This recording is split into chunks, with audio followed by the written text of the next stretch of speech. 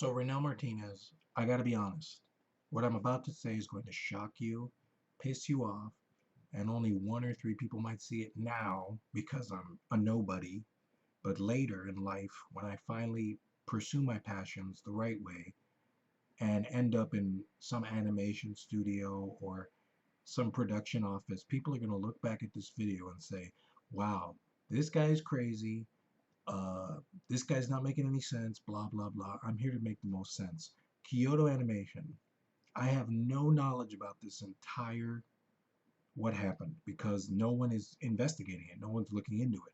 Basically, what we have is one idea, which is about ideas. The guy went crazy because they stole his novel. He did submit it. There's a fact that he did submit it to them. So how let's focus on that. Let's not fuck around here. People are fucking dead. Old women, men, women. I don't know if children died, but this is Japan.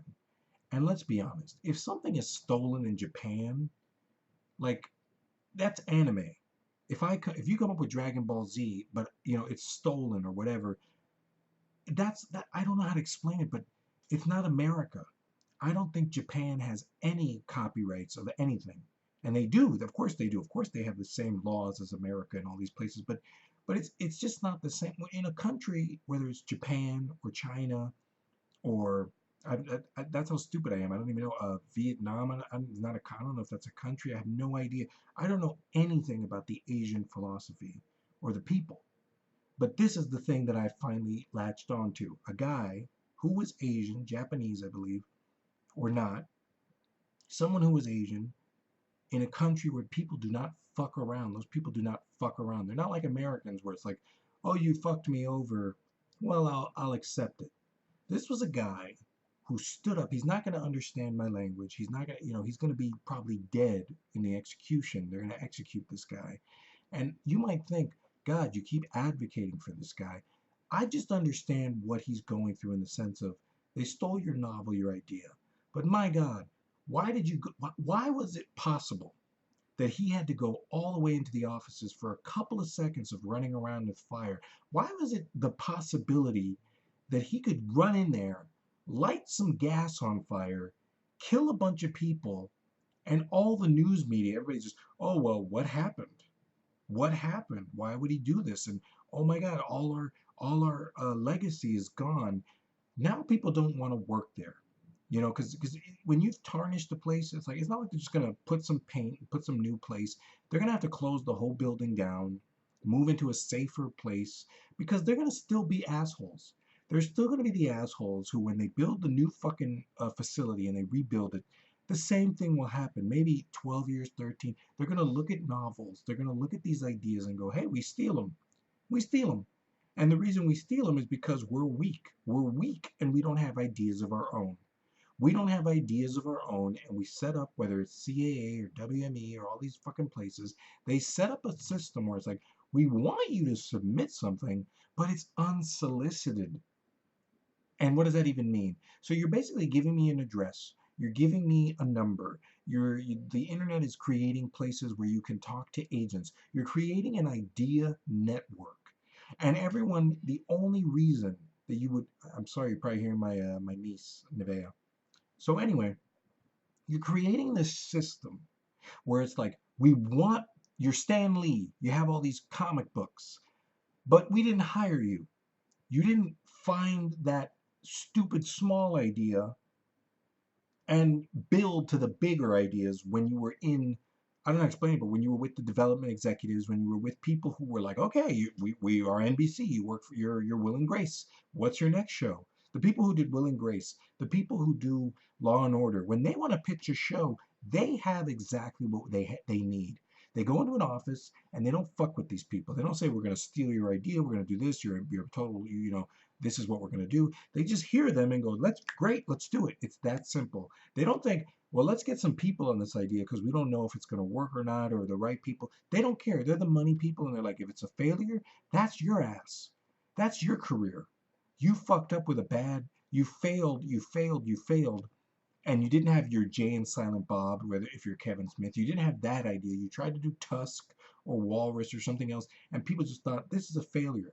So you went back to doing what you know, which is Jay and Silent Bob. Now, what I'm going to talk about now, because I know I just mentioned Kevin Smith and that felt random. The truth of the matter is, if somebody had stolen Jay and Silent Bob from Kevin Smith, and he was working at the place he worked at Clerks, the Quick Stop, and he was working there, and he came to me, let's say I'm Harvey Weinstein, and I go, oh, you got a movie, Clerks. I saw it. I'm making it. I stole it. They're not going to say that, but they're going to do it.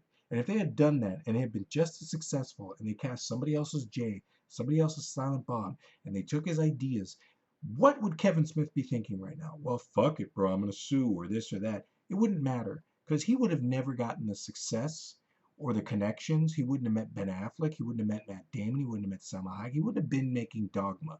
He wouldn't have been making Mallrats. There would be no Stan Lee movie docs cameo of him playing Stan Lee in Mallrats. This is the life that he was killed. Your life is killed when somebody takes away your livelihood. When somebody says, hey, you were working here, but I fired you.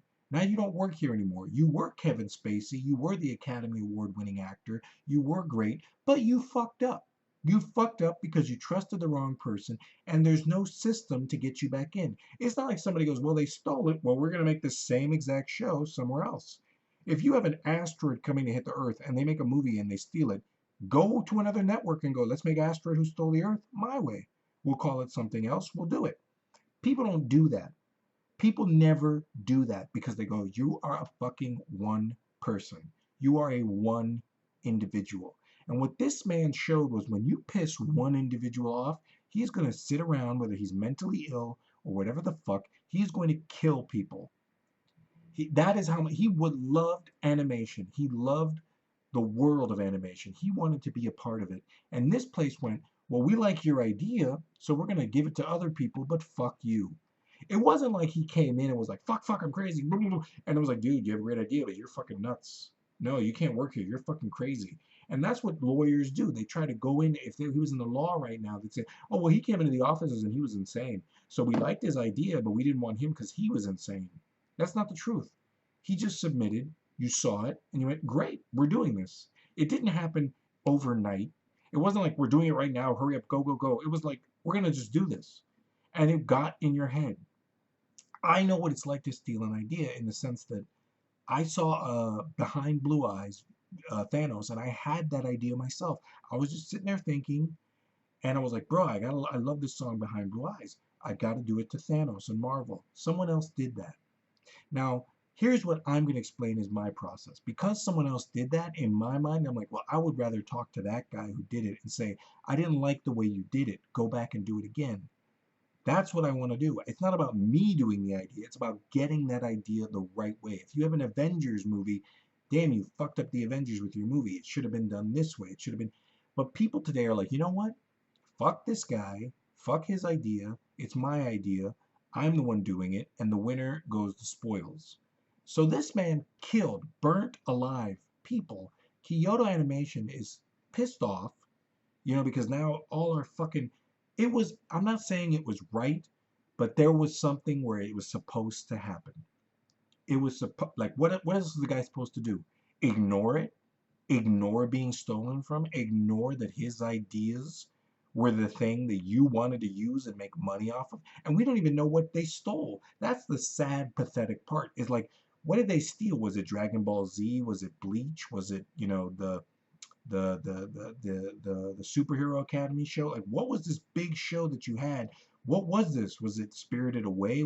Like, what was this big idea that you wanted to kill people over? Because it had to be a success. But even just not being a success, it was probably like, well, God damn it, I have no connections. I have nothing for me. I've got to kill. And I'm sorry to say, being as a person who's stolen, I've been in that situation. I've been in a situation where I'm going to still be in this room. I'm going to still be talking to the news or whatever one day, and they're going to go, how dare you side with a person and go, they're dead because of this. And they're all going to say the bullshit lie, which is a lie. We didn't steal anything. Then I would be like, oh my God, what? This guy was nuts. They didn't steal his idea, but he thought they stole his idea. Come on, man. They stole his fucking idea. And this is the first instance. This is the most important story about idea theft. He decided to kill and have a massacre and say, fuck everybody. And it's one of the worst massacres. And he said, fuck everybody, gasoline, your place, you're dead.